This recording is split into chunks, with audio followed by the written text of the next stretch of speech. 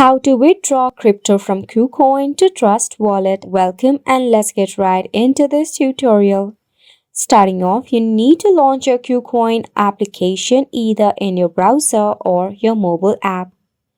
Then, once you are logged in, navigate to the Assets section that is at the bottom right corner of the interface. Once you tap on it, locate the cryptocurrency you want to withdraw and click on it. Select on the withdraw button. After which, moving on to the next step, under wallet address, you need to paste the recipient address you copied from your Trust wallet for the corresponding cryptocurrency. After that, you need to select a network.